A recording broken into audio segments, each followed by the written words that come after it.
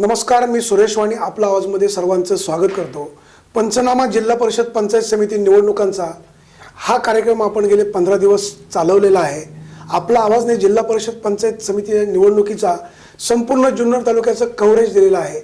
निकाल स्पष्ट झालेला आहे। या निवडणुकीमध्ये राष्ट्रवादी काँग्रेसचे जिल्हा परिषदेचे 4 सदस्य निवडून आलेत, शिवसेनेचे 3 आलेत, काँग्रेस पक्षाला खातं खोलता आलं नाही, भाजपलाही काही मिळालं नाही, जुन्नरचे आमदार शरददादा सोनवणे यांच्या पक्षालाही एकाही ठिकाणी यश आलं नाही, पंचायत समितीचे उमेदवारही निवडून आलेले नाहीत। माझ्यासोबत आपला माणूस आपल्या आघाडीचे प्रवक्ते संतोषजी घोटणे आहेत। त्यांना यश का आलं नाही, उमेदवारी उभे करण्याची गरज का होती, जुन्नर तालुक्याच्या जनतेने शरददादांना आमदार म्हणून निवडून दिलं, ह्या सगळ्या प्रकारची घाई होते का, आमदार बॅकफुटवर गेलेत का, या सगळ्या प्रश्नांची उकल आपण करणार आहोत। घोटणेजी, आपलं स्वागत आहे। जिल्हा परिषद निवडणुकीमध्ये आपला माणूस आपली आघाडीने 5 ठिकाणी उमेदवार उभे केले, एका ठिकाणी आपण पाठिंबा दिला।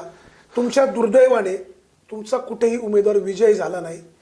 काय झालं नेमकं, गणित कुठं चुकलं? सर्वप्रथम मी जुन्नर तालुक्यात झालेल्या नुकत्याच पार पडलेल्या जिल्हा परिषद पंचायत समितीच्या निवडणुकीमध्ये ज्या ज्या पक्षाचे उमेदवार विजयी झाले, 7 जिल्हा परिषद आणि 14 पंचायत समिती, या सर्वांचं मी अभिनंदन करतो, आपला माणूस आपल्या आघाडीच्या पक्षातर्फे। आणि जे कोणी उमेदवार पराभूत झाले त्यांनाही धन्यवाद देतो की तुम्ही चांगली लढत दिली। निवडणुकीमध्ये जय पराजय हा असतो, पुन्हा एकदा तुम्ही नवीन उभारी घेऊन चांगलं समाजहिताचं काम करावं। आताच आपण जो मला प्रश्न विचारला की निवडणुकीत तुमचा पराभव कसा झाला, सर्वप्रथम मी आपल्याला या ठिकाणी सांगतो, आमचा निवडणुकीमध्ये पराभव झालेला आहे आणि तो पराभव आम्हाला मान्य आहे। जनतेने आमच्या बाजूने कौल दिला नाही। आता पराभव का झाला त्याचं मुख्य कारण, निवडणुकीमध्ये एक 4 महिन्यात आपला माणूस आपल्या आघाडी पक्षाची स्थापना दादांनी केली। पक्षाची स्थापना झाली, दादांचं तालुक्यात विकासाच्या दृष्टीने कामही चांगले, पण निवडणुकीच्या स्ट्रॅटर्जीमध्ये काम करत असताना कार्यकर्ता हा प्रमुख घटक आहे। आणि पक्षाची स्थापना 4 महिने झाल्यानंतर आमच्याकडे संघटनात्मक बांधणी नाही। लोकांनी आम्हाला विकासावर मतदान केलं नाही हे मी म्हणणार नाही। संतोषजी, तुम्ही सांगताय आमच्याकडे संघटनात्मक बांधणी नाही। ज्यावेळेस तुम्ही नवीन पक्ष काढला तेव्हा तुमच्या पक्षाचे संस्थापक म्हणाले की माझ्या पक्षाचा प्रमुख मीच, आमच्याकडे कोणीही खाली पदाधिकारी असणार नाहीत। असा पक्ष कसा असू शकतो, म्हणजे नक्की चाललंय काय? अगदी बरोबर आहे। निवडणुका तोंडावर होत्या, तुमची नगर परिषदेची निवडणूक तोंडावर होती। संघटनात्मक बांधणी करताना थोडा वेळ जातो, ती लगेच एका दिवसात होत नाही। आणि मग काही ठिकाणी निम्मी संघटना करायची, हा सगळा गोंधळ लक्षात घेतल्यानंतर दादांनी संघटनात्मक बांधणी करायचा निर्णय थांबवला, कारण की निवडणुकीचं प्लॅनिंग करायचं होतं, दोन्ही निवडणुका डोळ्यासमोर होत्या, त्यामुळे संघटनात्मक बांधणी झाली नाही। तुम्ही आमच्या मतदारसंघाचा जर विचार केला तर आमदार शरददादा सोनवणेंनी जो उमेदवार उभा केला त्याला साधारण 7,000च्या आसपास मतदान दिलं, म्हणजे याचा अर्थ लोकांनी विकासावर मतदान केलं। मी ह्यामध्ये अजिबात सहमत नाही। मी अनेक दिवस, मी काल परवापासून मी व्हॉट्सअपला सुद्धा पाहतोय का काही काही लोक नैराश्यातून असं म्हणतात की विकासावर मत नाही, असं होऊ शकत नाही। जनता ही हुशार आहे, जनतेने विकासाला मतदान केलेलं आहे। तुमच्या मतदारसंघामध्ये शशी सोनवणेला जी मतं मिळालेली आहेत ते आमदारांचं गुडविल, आमदारांनी केलेली विकास कामं, ही वस्तुस्थिती बरोबरच आहे। प्रश्न असा आहे की आमदारांना जुन्नरच्या जनतेने शरददादांचं काम चांगलं आहे म्हणून निवडून दिलं। नगरपालिकेत तुम्ही नव्या पक्षाच्या स्थापन करून उभे राहिलात, त्याही ठिकाणी तुम्हाला फारसं यश आलं नाही। याही ठिकाणी तुम्ही स्वतंत्रपणे लढलात, तुम्हाला यश आलं नाही, तुम्ही बॅकफुटवर येत चाललात। भविष्य काळासाठी आपली रणनीती काय असेल? मी परत सांगतो एकदा, कारण निवडणुकीत बॅकफुटवर कधी येतो एखादा पक्ष? मी पराभवाचं काय, म्हणजे पराभव झालाय म्हणून नैराश्यातून बोलत नाही। तुमचा एखादा पक्ष मोठा आहे, त्याची संघटनात्मक बांधणी अख्ख्या तालुक्यात आहे, आणि त्यावेळेस तुमचा एकदम गेल्या वेळेस समजा तुमच्या 5 जागा आहेत, तुमची 1 जागा आली तर समजू शकतो तुमचा पक्ष। घोटणे साहेब, तुम्ही मनसेकडनं निवडून आलात, नवीन पक्ष काढलात, गरज काय होती? साहेब, मला आता या मुद्द्यावरती एकदा 2 मिनिटं बोलण्याची संधी द्या। स्वाभिमान सेवा संस्थेत होते, आम्ही काम करत होतो। काम करत असताना सर्वांचा निर्णय असा झाला की दादा तुम्ही कुठेतरी पक्षाचा झेंडा हातामध्ये घेऊन आपण काम केलं तर आपल्याला निवडणूक सोपी जाईल। त्यावेळेस दादांनी शिवसेनेमध्ये प्रवेश केला। शिवसेनेमध्ये प्रवेश केल्यानंतर शिवसेना ही बाळासाहेब दांगटांच्या पराभवानंतर फार म्हणजे नैराश्य अवस्था झाली शिवसेनेची. त्यावेळेस दादांनी प्रचंड संघटनात्मक बांधणी ज्याला म्हणतात, काय संघटन असतं आणि काय एखाद्या तालुक्याचा जिल्ह्याचा उपजिल्हा प्रमुख काय असतं हे तालुक्याला दाखवून दिलं आणि संपूर्ण तालुक्यात मरगळ आलेली शिवसेना जोमाने उभी केली. उभी केल्यानंतर दादांचं त्यावेळेस दादांची उमेदवारी दिल्यानंतर म्हणजे आम्ही तिकीट घेऊन आलो, ओबी फॉर्म आणला, ओरिजिनल आणला आणि आम्ही फॉर्म भरला. त्यावेळेस ती उमेदवारी कापली गेली. असू द्या, उमेदवारी कापल्यानंतर ती निवडणूक झाली, त्याबद्दल आम्ही त्यावेळेस काय मत व्यक्त केलं नाही. त्यानंतर दादांनी परत शिवसेनेचं काम चालू केलं. शिवसेनेचं काम केल्यानंतर अहोरात्र मेहनत करणारा माणूस दुसऱ्या वेळेस ज्यावेळेस उमेदवारीसाठी आम्ही उद्धव साहेबांसंग विनंती केली त्यांना, तर त्यांनी फार पॉझिटिव्हनेस दाखवलं नाही. का त्यांची काय अडचण असेल तर एवढ्या मोठ्या माणसाशी मी नाही बोलणार. त्यावेळेस सुद्धा दादांना उमेदवारी दिली नाही. त्यावेळेस ते पक्ष त्यांना पर्याय नव्हता. बघा त्यांना ते आता कसं आहे, काही नेत्यांची अशी परिस्थिती त्यांना संघर्ष घाला होतो. दादांच्या नशिबी तो संघर्ष आहे. त्यावेळेस त्यांची उमेदवारी गेल्यानंतर दादांनी मग मनसेत प्रवेश केला. त्यांनी काय आवडीने केला का त्यांना मजा वाटते का कुठल्या पक्षात प्रवेश करतात? त्यांनी मनसेमध्ये प्रवेश केला. मनसेमध्ये प्रवेश केल्यानंतर त्यांनी ते निवडून आले. मनसेचं संघटन तालुक्यात किती आपल्याला माहित होतं, तरी दादांनी जे 10-12 वर्ष काम केले त्या जोरावर ते निवडून आले. निवडून आल्यानंतर आता बोललं जातंय का ज्यावेळेस गुलाब पारखे इथे निवडून आलेत त्यांचं मी अभिनंदन करतो. त्यावेळेस म्हणले का आम्ही विजयी उमेदवाराच्या मेरिटवरती उमेदवार देतो, असं शिवसेनेकडनं आम्हाला कळलं. मग 2 वेळा जर हा आमदार निवडून येणार आहे तर त्याचं मेरिट का नाही शिवसेनेला कळालं? त्यानंतर मनसेत गेल्यानंतर मी मूळ मुद्द्यावर होतो. मनसेत गेल्यानंतर दादा निवडून आले, पण ह्या स्थानिक स्वराज्य संस्थेच्या निवडणुकीसाठी नुसता मनसेच्या दादाचा चेहरा बघून लोक मतदान करतील, पण मनसेचा चेहरा बघून किती लोक मतदान करतील हा संभ्रमाचा विषय होता.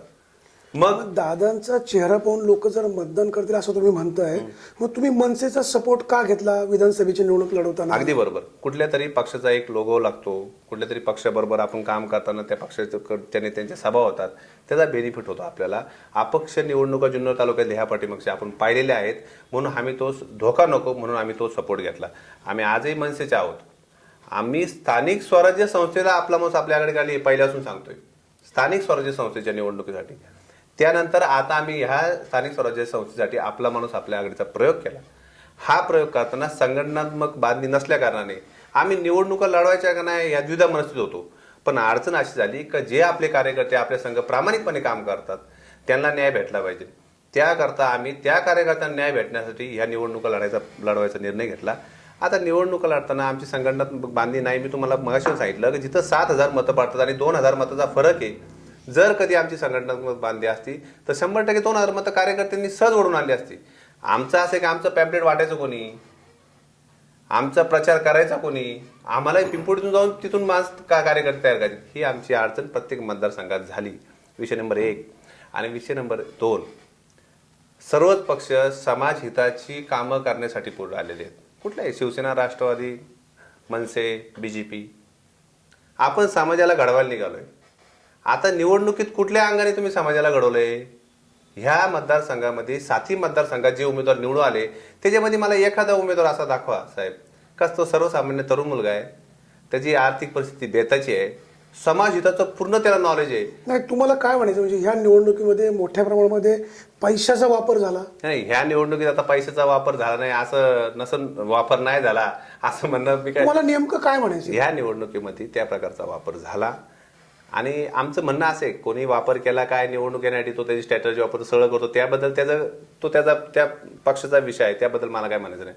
माझं म्हणणं असं आहे का मी निवडणुकीत निवडून आल्यानंतर मी समाज सुधारणार आहे, मी तरुणांना व्यसन लावून देणार नाही, मी भाषणं करणार का हे तरुण निर्व्यसनी झाला पाहिजे.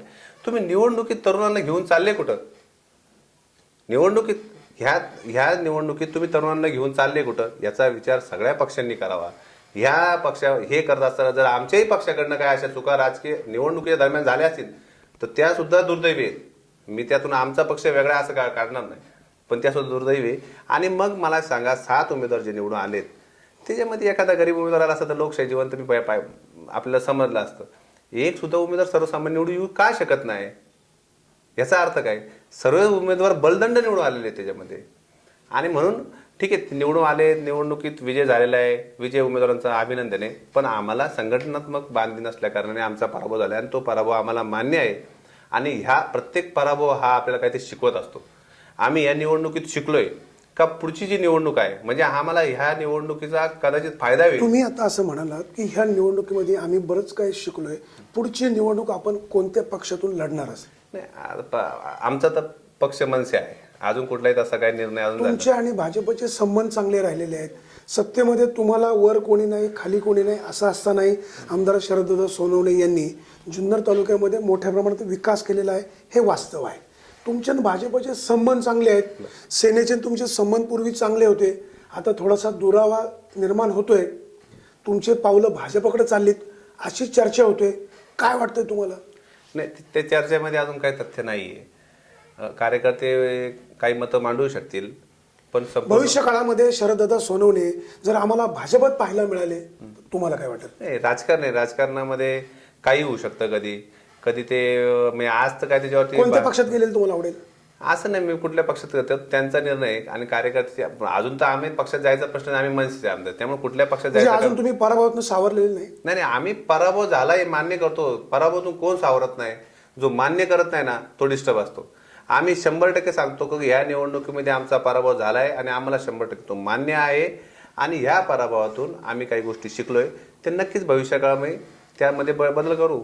पर्याय निर्माण झाला की मतदार निर्णय घेत असतात. जुन्नर तालुक्यामध्ये वल्लभशेठ बेनके आमदार असताना अनेक विकासाची कामं केली. शरददादा सोनवणे एक पर्याय झाले, लोकांनी निवडून दिलं.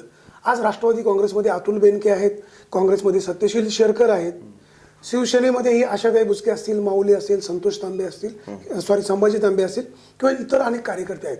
मनसेकडून मकरंद पाटे आहेत, आमदार शरददादा सोनवणेही आहेत. ही सगळीच राजकीय मंडळी समाजाचं हित करण्याचा प्रयत्न करतात.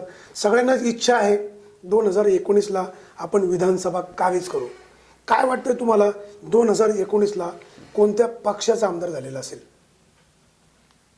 मनसेचा. शरददादा सोनवणे 2019ला मनसेकडनं निवडणूक लढवतात. आम्ही आज मनसेत आहोत. आम्ही आज मनसेचा तुम्ही मनसेत आहे असं म्हणता, नवीन पक्ष नवीन काढता, पक्ष नीट समजून नवीन घ्या. पक्षाचे तुम्ही संस्थापक होता. नवीन पक्षाचं नीट समजून घ्या. पक्ष काढताना पहिले सांगितलं होतं का ह्या स्थानिक स्वराज्य संस्थेच्या निवडणुकीसाठी आम्ही हा पक्ष काढलाय. नीट अजून तुम्ही समजून घ्या मुद्द्यावरती. साहेब, तुम्ही नवीन जो पक्ष काढला हा जरी स्थानिक स्वराज्य संस्थेपुरता काढला असला तरी विधानसभेला तुम्ही पक्ष गुंडाळून ठेवणार नाही. पुन्हा वेगळी चाल चालणार. लोकांची विश्वासार्हता शरददादा सोनवणे एक प्रामाणिक कार्यकर्ता आहे, याच्यामध्ये दुमत नाही. सगळ्याच राजकीय पक्षांची काही अंशी झोप उडालेली आहे. 24 तास पळणारा माणूस कोण असेल तर ते शरददादा सोनवणे आहेत. शरददादा सोनवणेंनी इतर सगळ्याच नेत्यांना पळायला लावलेलं हे वास्तवता आहे. मात्र शरददादांची विश्वासार्हता कुठेतरी कमी व्हायला लागली, हेही तुम्हाला मान्य करावं लागेल.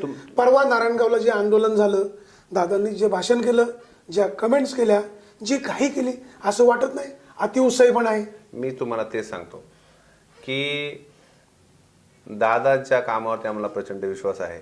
काम करताना शरददादा सुद्धा 100%च बरोबर आहे हे मी तुम्हाला इथे म्हणणार नाही. आमदार आहेत, प्रचंड ताण आहे कामाचा, प्रचंड मेहनत करतात आणि काम करत असताना प्रेशरमध्ये काही चुका होतही असतील त्या काम इतरांना वाटून का देत नाहीत? बरोबर आहे तुमचं म्हणणं. म्हणून तुम्हाला ज्या दिवशी आपली संघटना बांधणी होईल, ज्यावेळेस आता आम्ही यानंतर संघटना बांधणीसाठी स्ट्रॅटर्जी करणार आहोत, ज्यावेळेस बांधणी होईल त्यावेळेस नक्कीच ही कामं डिस्ट्रीब्यूट होतील आणि त्यातून नक्कीच मार्ग एक निघेल. आणि असं एका सगळ्याच पक्षाच्या लोकांना आमदार व्हावं वाटतं आणि त्यात काय गैर नाही. चूक गैर नाहीच ना, त्याच्यामध्ये काय चूक अजिबात नाहीये. आमचं इतकंच म्हणणं आहे का निवडणुका ह्या येतात जातात. निवडणुका झाल्यानंतर तुम्ही त्या निवडणुकीतून शिकले काय? तर आम्ही या निवडणुकीतून जे शिकायचं आहे ते आम्ही शिकलेलो आहे आणि नक्कीच या भविष्यकाळामध्ये आमच्यामध्ये बदल दिसेल तुम्हाला. विघ्नर कारखान्याचे तत्कालीन अध्यक्ष स्वर्गीय सोपनशेठ शेरकर यांनी एकदा विधानसभेची निवडणूक लढवली होती. त्यांना मतदारांनी स्वीकारलं नाही. या निवडणुकीमध्ये सत्यशील शेरकर यांनी जिल्हा परिषद पंचायत समितीला 3 ठिकाणी उमेदवार उभे केले. जिल्हा परिषदेला अपयश आलं. या वेळेला पंचायत समितीची 1 जागा निवडून आली. मागच्या वेळेला झेडपीची 1 जागा आली होती. ह्या वेळेला काँग्रेस पक्ष बॅकफुटवर गेलाय. म्हणजे शेरकर परिवाराने कारखानाच पाहावा, इतर ठिकाणी ढवळाढवळ करू नये, असा एक काही अंशी जनतेचा एक मेसेज जातोय किंवा जनतेला असं वाटतंय. काय वाटतं तुम्हाला? नाही, असं नाहीये. प्रत्येकाला त्यांना अपयश अपयश ते त्या पक्षाचं नेतृत्व करतात आणि काँग्रेस पक्ष म्हणावा असा आपल्या तालुक्यात काय मग तुम्हाला काय वाटतं? म्हणजे काँग्रेस पक्षाला जे अपयश आलं त्याला कोण जबाबदार आहे, काय नाही व्हायला हवं असं होतं? आहे, त्यांची जी कोर कमिटी काम करत असेल त्यांच्या काय स्ट्रॅटेजी त्यांनी ठरवल्या असेल, त्यांनी प्लॅनिंग पण छान केलं का त्यांनी 3च जागा उभ्या केल्या, त्यांना ते फोकस करता आल्या. पण त्याच्यामध्ये काम करताना काही त्रुटी असतात. पक्ष फार रुजलेला, म्हणजे काँग्रेस पक्ष हा पूर्वीपासून आहे, पण सध्या तरी तालुक्यात फार रुजलेला नसल्यामुळे त्यांना म्हणावं असं आपलं विघ्नर सहकारी साखर कारखान्याची निवडणूक बिनविरोध झाली, सगळ्यांनी मदत केली. सत्यशील दादांनी कारखाना पाहावा आणि नंतर 10-20 वर्षांनी राजकारणात पडावं असं सगळ्याच मंडळींना वाटत होतं. दादांनी आता जी उडी घेतली ही थोडं घाई वाटत नाही? नाही, थोडीशी घाई आम्हाला पण वाटते ती. म्हणजे त्यांनी आता कारखान्यात त्यांनी स्टेबल व्हावा असं आम्हाला वाटतंय. आमचे पण नेते, सगळ्यांचेच नेते आहेत ते, तालुक्यातला मुख्य कारखाना ते चालवतात, त्यामुळे ते फोकस त्याच्यावरती आणि ते करतील फोकस त्याच्यावरती. आणि कारखाना पहिले एकदा स्टेबल झाल्यानंतर राजकारणात काय त्यांनी 100% राजकारणातही आलं पाहिजे, काय हरकत नाही. पण ते त्यांनी पहिले आता स्टेबल होऊन असं आता आमच्या माणूस काय सांगणार त्यांच्याविषयी. सत्यशील दादा शेरकर यांचं काम निश्चित चांगलं आहे, त्यांनी कारखानाही चांगला चालवलेला आहे. प्रश्नांचा सिलसिला असा सुरू राहणार आहे. आपण घेऊया एक ब्रेक.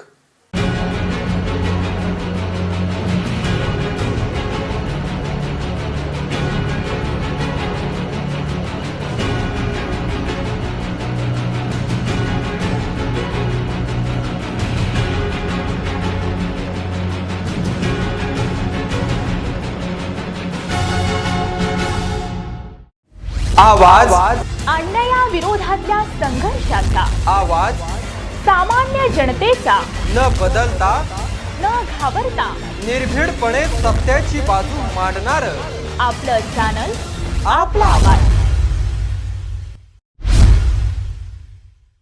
उत्तर पुणे जिल्ह्यातील सडेतोडपणे व बेधडकपणे बातम्या देणारे, अल्पावधीतच लोकप्रिय ठरलेले, अत्याधुनिक पद्धतीने परिपूर्ण असलेले एकमेव केबल तसेच वेब न्यूज चॅनल म्हणजेच आपला आवाज. आपला आवाज आपल्या मोबाईलवर कधीही आणि कोठेही लाईव्ह पाहण्यासाठी आपला आवाज ॲप आजच आपल्या मोबाईलवर डाउनलोड करून घ्या. आपला आवाज वाहिनीवर बातम्या आणि जाहिरातींसाठी संपर्क आपला आवाज मुख्य कार्यालय, शिवराणा हाईट्स, 2रा मजला, कॉलेज रोड, जुन्नर. मोबाईल क्रमांक 9403 00 9301. विभागीय कार्यालय, विश्वमंगल सोसायटी, शॉप नंबर 5, ग्रामीण रुग्णालया शेजारी, नारायणगाव. मोबाईल क्रमांक 9860 20 80 33. सरकार मान्यताप्राप्त मॉन्टेसरी टीचर्स ट्रेनिंग कोर्स, महिला व तरुणींना स्वतःच्या पायावर उभी राहण्याची सुवर्ण संधी. आजच आपला प्रवेश निश्चित करा. संपर्क संचालिका वंदना परदेशी. Mobile number 7709 59 69 01. पत्ता आई बंगला, HP गॅस गोडाऊन शेजारी, बोडके नगर, जुन्नर.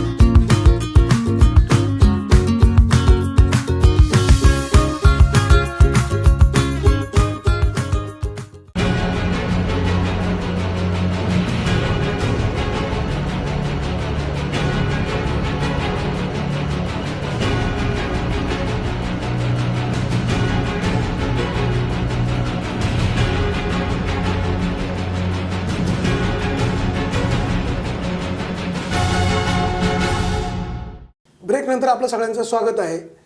संतोषजी, पिंपळवंडी गटामध्ये शिवसेना आणि राष्ट्रवादी काँग्रेसची जोरदार लढत आपण पाहिली. एका मताने विजय झाला. पोस्टल मतामध्ये काहीतरी डिस्प्यूट आहे. शिवसेनेने ऑब्जेक्शन नोंदवलेलं आहे. जे ऑब्जेक्शन नोंदवलंय ते काही अंशी कायदेशीर बरोबर पण आहे. काय होईल, काय वाटतं आपल्याला? नाही, आता त्यातलं तर काय मी कायदेशीर तज्ज्ञ नाही आहे. आणि ते काय ऑब्जेक्शन घेतले, कारण आमचा निवडणुकीत पराभव झाल्यानंतर आमचे कार्यकर्त्यांना आम्ही निघून आलो. त्यानंतर तिथं काय वाटाघाटी झाला, ते काय नेमकं ऑब्जेक्शन आहे, पोस्टल मताची काय गडबड आहे, ह्याच्याविषयी आम्हाला काही सविस्तर माहीत नाही. आणि कायदा सर्वांना सारखा आहे. न्यायव्यवस्था काय असेल ते आता त्यांना तर सध्या विजयी घोषित केलेलं आहे आणि यांनाही कायदेशीर मार्ग असतात. त्यामुळं यातून काय उद्या न्यायव्यवस्था निर्णय घेईल किंवा काय हे नाही, पण आजच्या दृष्टीने आज त्यांचा विजय हे प्रशासनाने मंजूर केलेला आहे. त्यामुळे आता ते राष्ट्रवादी काँग्रेसला या निवडणुकीमध्ये बऱ्यापैकी यश आलेलं आहे. जिल्हा परिषदेच्या त्यांची जागा वाढलेल्या आहेत. काय, कशामुळे त्यांच्या जागा वाढल्या असतील? म्हणजे तुम्ही मायनसमध्ये गेले, शिवसेना मायनसमध्ये गेली, किंवा त्यांचं काम चांगलं आहे, काय तुम्ही यांच्या यशाकडे कसं पाहता? नाही, एक विषय असा आहे का राष्ट्रवादी पक्ष हा संघटनात्मक बांधणी चांगली आहे पक्षाची. शिवसेनेत सुद्धा 3 जागा आहेत. यांची संघटनात्मक बांधणी चांगली. संघटनात्मक बांधणी हा सगळ्यात निवडणुकीतला महत्त्वाचा विषय आहे. गेल्या पंचवार्षिकला शिवसेनेचे जिल्हा परिषद सदस्य जास्त होते. माझी माहिती बरोबर आहे ना? बरोबर. जास्त होते. अँटी मतदान असतं ते, म्हणजे गेल्या वेळेस शिवसेने जास्त होते तर लोक सत्तेवर आलेल्या लोकांची नाराजी वाढते. थोडंसं तर त्यामुळे ते होऊ शकलं असं. त्यामुळे इकडे तिकडे एक सीटाचं झाले. त्यामुळं त्यांचं दोघांच्या पक्षाचे विजय सारखेत, काय वेगळं वाटतं? पंचायत समितीची जी आता निवडून आलेली सदस्य संख्या आहे ती 14. त्याच्यामध्ये राष्ट्रवादी काँग्रेसचे 6 आहेत, काँग्रेसचा 1 आहे, शिवसेनेचे 7 आहेत. सभापती व्हायला, उपसभापती व्हायला संख्याबळ जास्त लागतं. काय काँग्रेस कोणाच्या बाजूने जाईल किंवा सत्ता कोणाची येईल, काय वाटतं तुम्हाला? राष्ट्रवादी काँग्रेस फोडाफोडीचं राजकारण करू शकतं पवार साहेबांचा इतिहास पाहता? आता पवार साहेबांच्या वर मी भाष्य नाही करणार. नाही, पवार साहेब ज्येष्ठ जरूर आहेत, पण एक मुरब्बी राजकारणी आहेत. शेवटी डावपेच टाकण्यामध्ये इथं तरबेज आहेत. नाही, आता विषय असा आहे का जुन्नर नगरपालिकेचा जर तुम्ही इतिहास पाहिला झालेल्या नगर परिषदेच्या निवडणुकीमध्ये, नाही इतिहास पाहिला म्हणजे तुम्हाला काय नेमकं काय सांगायचं? ज्या निवडणूक झाल्या त्यामध्ये जे घडलं का राष्ट्रवादी आणि शिवसेनेने युती केली. युती कशी केली? निवडणुकीत मतदान न करणं. म्हणजे तुमच्या नगराध्यक्ष तुमचा असताना तुम्ही स्वतःचा उमेदवार सुद्धा उभा करत नाही. आणि आपलं माणूस आपल्या आघाडीची लोक तुम्हाला म्हणतात ते सगळे, शरदादा स्वतः म्हणतात का तुम्ही तुमचाच उपाध्यक्ष करा, तुमचेच सळ्या करा, पण तुम्हाला फक्त राष्ट्रवादीबरोबर युती करायची म्हणून तुम्ही तुमचा शिवसेनेचा उपनगराध्यक्ष फक्त शिवसेनेमुळे झाला नाही, फक्त शरदादांना एकत्र घ्यायचं नाही या हेतूने. म्हणजे कार्यकर्त्यांचं नुकसान झालं तरी चालेल पण आमदारांबरोबर जायचं नाही. कार्यकर्त्यांचा विचार सगळ्या पक्षांनी केला पाहिजे. आणि त्यामुळं ह्या उद्या फोडाफोडीच्या राजकारणामध्ये आता शेरकर साहेबांचा निर्णय, तो त्यांच्या पक्षाचा निर्णय, त्यावर मी काय बोलू शकत नाही. त्यांना काय निर्णय घ्यायचा तो. संतोषजी, राजकारणामध्ये जय पराजय असतोच. निवडून आलेल्या माणसाकडे खूप संयम असायला हवा. आमदार साहेब संयमी माणूस, आपला माणूस, शिवनेरीचे शिलेदार असं म्हणून घेतात. काही अंशी ते खरं पण असेल, परंतु त्यांच्या स्वभावातला जो तापटपणा आहे हा कुठंतरी कमी व्हायला हवा असं वाटत नाही आपल्याला? तलाट्याचं प्रकरण झालं, त्यांनी मारलं नाही मारलं त्यांचं त्यांना माहिती. नंतर पुन्हा सिओनचं प्रकरण झालं, त्यानंतर तुमच्या मनसेच्या एका कार्यकर्त्याचं प्रकरण झालं. भविष्य काळामध्ये दादांनी बदलायला हवं. आपण त्यांच्या जवळचे कार्यकर्ते आहात, आपण दादांना काय सांगाल? नाही, दादांना काय सांगायचं ते मी वैयक्तिक सांगेल. दादांना जनतेने निवडून दिलेला आहे. ह्या ज्या घटना पाहता तालुक्याचे आमदार म्हणून दादांची चूक वाटत नाही? नक्की. जर त्या सीओला दादांनी मारला असेल समजा, पण प्रश्न असा आहे की खरंच का हो तुम्हाला सातबारा काढताना एखादा माणूस गेला तर त्याला लगेच सातबारा भेटतो? चर्चा आपण मुद्द्यावर करू, मुद्द्यावर चर्चा करू. मुद्द्यावर करतोय. लोकांवर अन्याय झाला, तलाट्याने लोकांची कामं केली नाही म्हणून मारलं का? सीओ जनतेची कामं करत नाही म्हणून आमदारांनी मारलं का? पक्ष तुमच्या बापाचा करे फटकून काढीन मला विचारून सभा का घेतली नाही म्हणून दादाने दम दिला का? प्रश्न असा आहे, तुम्ही तालुक्याचे आमदार आहेत, तुमच्याकडे संयमपणा असायला हवा. समोरची बाजू समजून घेऊन तर वेगळा काही मार्ग काढता येतो का? तुम्ही तुमच्या हातामध्ये सत्ता आहे, वरिष्ठांकडे तक्रार करू शकता. अशा प्रकारचं वागणं भविष्य काळामध्ये तुम्हाला अडचणीचं ठरू शकत नाही का? विषय नंबर 1, त्यांना मारहाण झाली का नाही हा कायदा ठरवेल, न्यायव्यवस्था ठरवेल त्यांना मारहाण झाली का नाही. आपण त्यांना मारहाण केली असं म्हणत नाही, परंतु चर्चा आणि वास्तव तुम्हाला माहिती. आता खोलवाटेचा जो प्रकार आहे, खरंच का खोलवाटेच्या प्रकरणामध्ये आमदार साहेब होते का? नाही, ते अतुल बेनकेंनी मान्य पण केलं. मान्य केलं. मला जी माहिती मिळाली म्हणून मी म्हणालो. आता त्यांनी स्वारी पण म्हणाली. आता तलाठी साहेब आमच्या समोरून जातात, ते ठणठणीत जातात एकदम आमच्या समोरून, आणि 2 दिवसांनी ऍडमिट होतं ते. हा काय प्रकार काय? म्हणजे असा कुठला आजार आहे का माणूस चांगला पळतो आणि मग पहिलं काय चाललंय? तलाट्यानी नंतर पुढे नाटक केलं असेल, त्याला कोणी मदत केली असेल, हा विषय थोडा बाजूला ठेवून आमदार साहेबांचं त्यांचं जे काही झालं असेल थोडीफार झोंबाझोंबी, हे तालुक्याच्या आमदारांना शोभतं. असे एखाद्या अधिकाऱ्याला चपराक देणं लक्षात ठेवा. असा प्रकार नाही, हा प्रकार आज आपण सिद्ध करू शकलो नाही अजून. तो न्याय व्यवस्था ठरवेल काय नेमका प्रकार झाला. साहेब, न्याय व्यवस्था सत्य काय असेल ते बाहेर काढील, पण शरददादा सोनवणे एक चांगला माणूस आहे. या माणसाला जर अशा पद्धतीने हा माणूस बिघडत गेला तर भविष्य काळामध्ये अंधार दिसत नाही समोर. असे आजही तो माणूस 24 तास लोकांमध्ये कोण बिघडत गेला नाही. त्यांच्या कर्तृत्वाला सलाम आहे, परंतु जे कार्यकर्ते त्यांच्या जवळ जे आहेत ते जे कानाला लागतात, दादांची दिशा बदलवतात, हे तुम्हाला वाटत नाही चुकीचं घडतं? असे विरोधक शरदांची बदनामी करण्यात यशस्वी होतात याबद्दल त्यांचं कौतुक.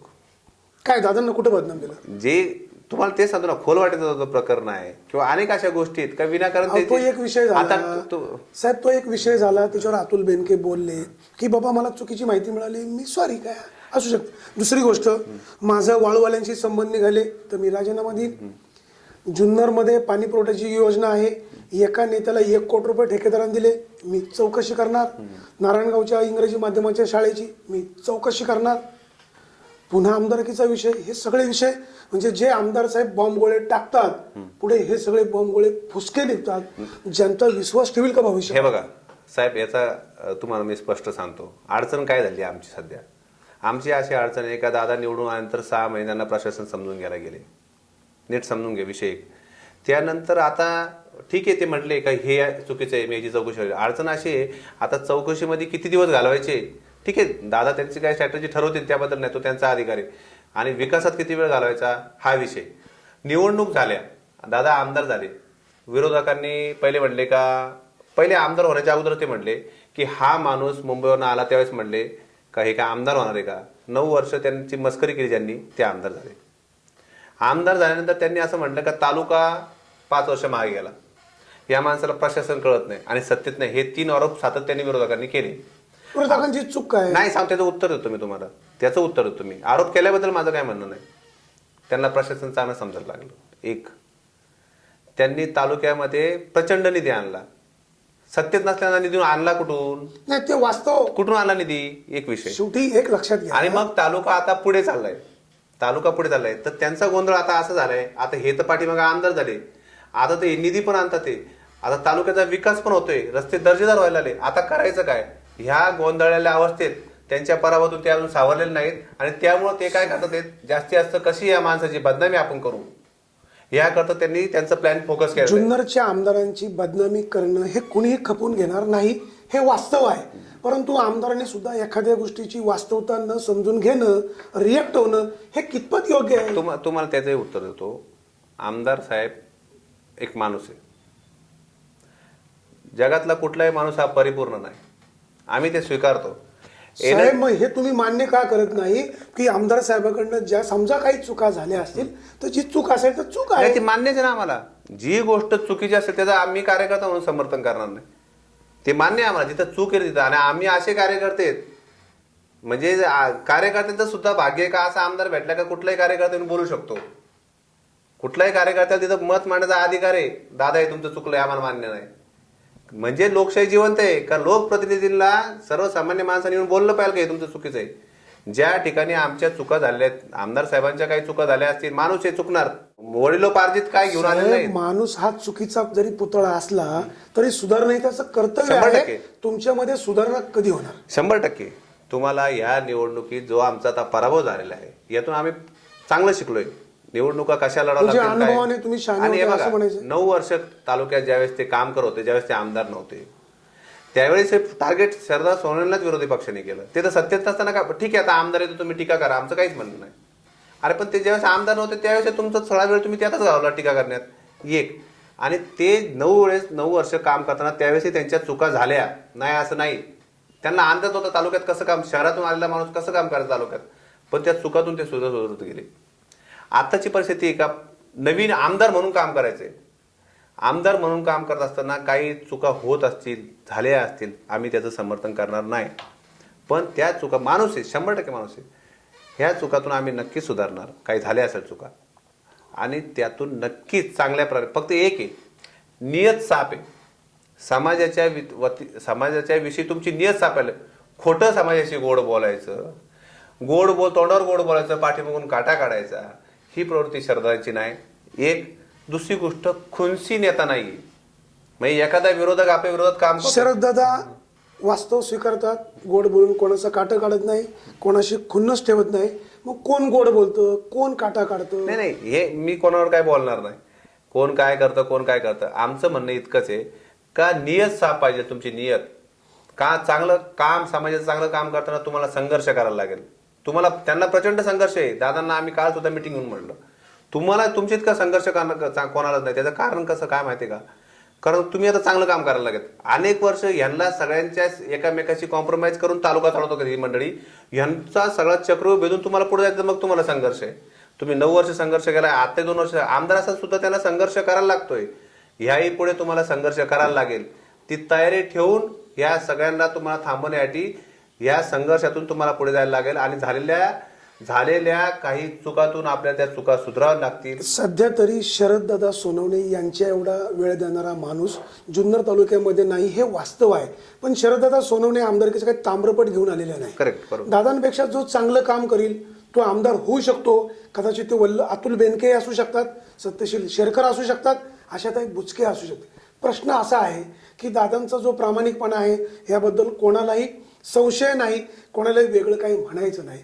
पण दादा जे हलक्या कानाचे आहेत, दादा जे रिॲक्ट होतात, समोरच्याची बाजू समजून न घेता जे चिडतात, हे भविष्य काळामध्ये दादा बदललेले पाहायला मिळतील का? नाही, ही बदनामीचा पण भाग आहे साहेब.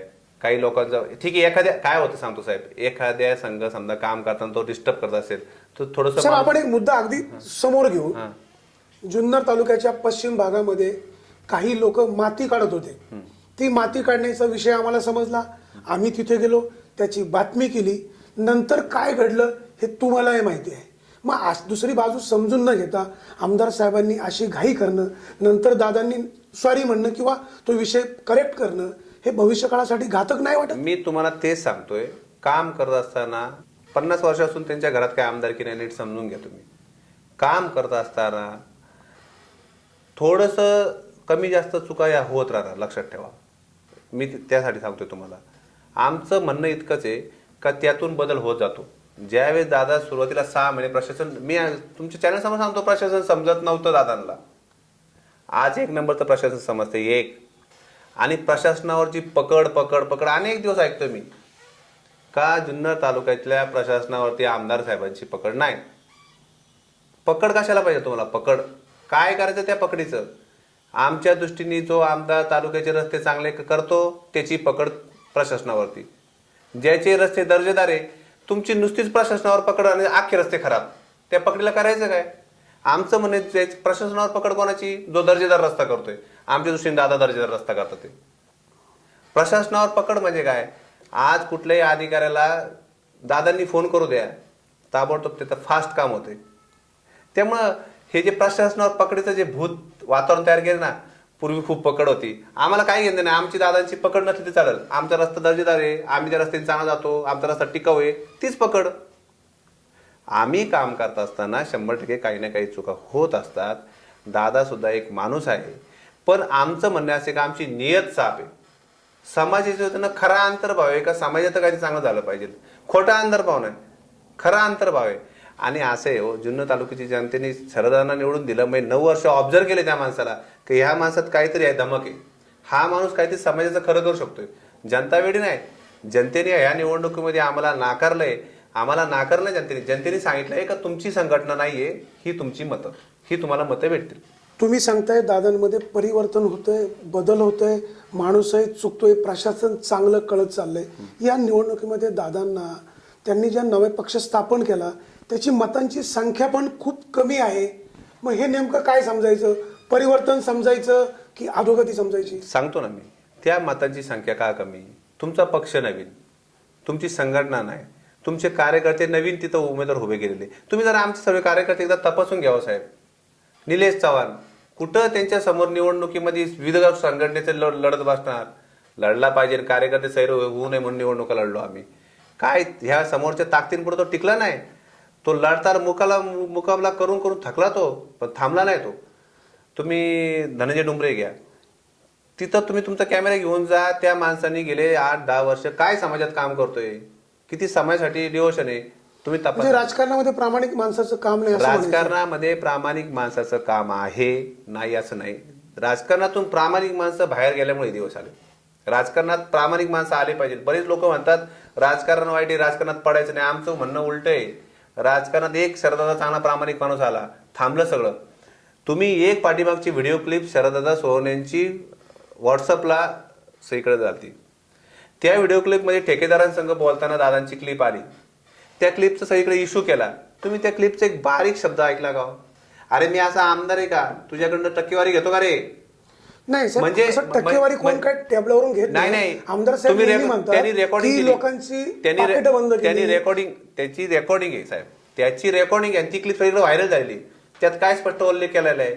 म्हणजे हे तर स्पष्ट झालं, जर तुम्ही 30-40 लाखाची काम करत दादा 1 रुपया घेता तुमच्याकडनं, हे तर स्पष्ट झालं ना का ज्यांनी नाही, तक्रार आमदार केली. साहेब असं म्हणाले म्हणजे पैसे घेत नाही असं नाही, घेतात असा आमचाही आरोप नाही.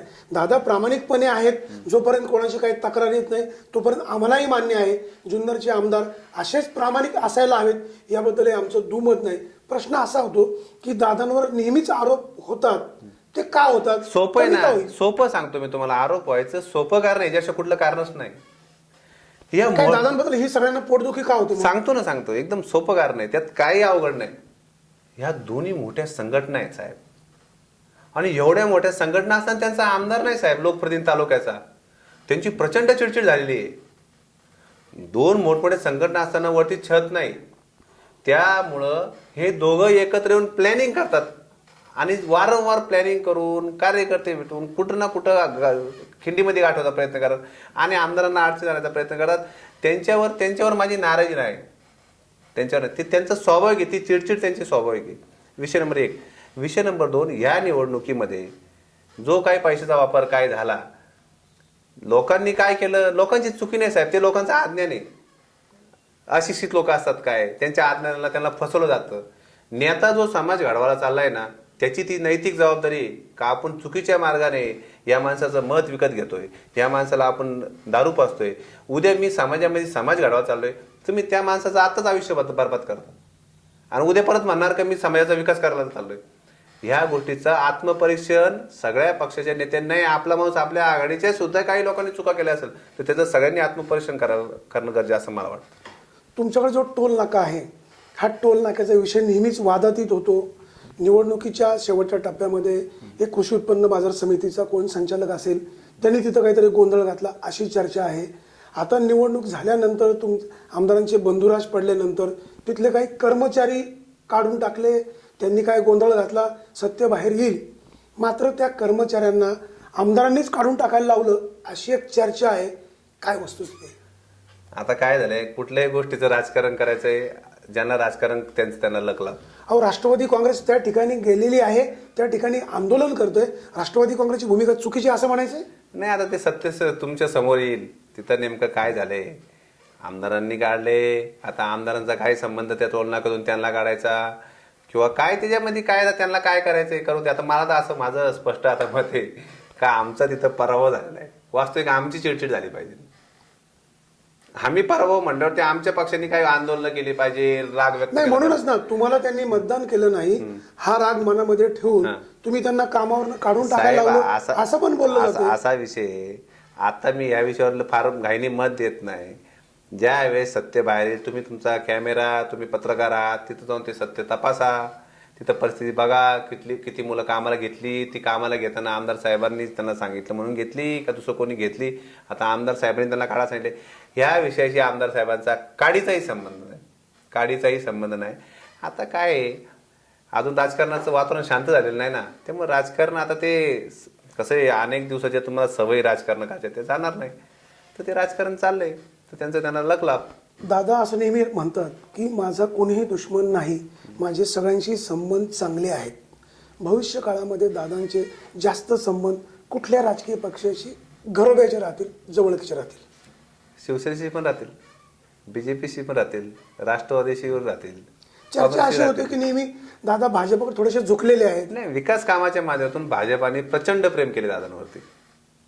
म्हणजे मी तुमच्या मार्फत सांगतो, आम्ही मुख्यमंत्री साहेबांचे आभारी आहोत. जुन्नर तालुक्याला मुख्यमंत्री साहेबांनी काहीच कमी पडून दिलं नाही. जेवढं अपेक्षित होतं, म्हणजे आमच्या जे डोक्यात होतं का एवढे पैसे आपण आणू शकतो, त्याच्या खूप जास्त दिलं. बापट साहेबांचे आम्ही आभारी आहोत.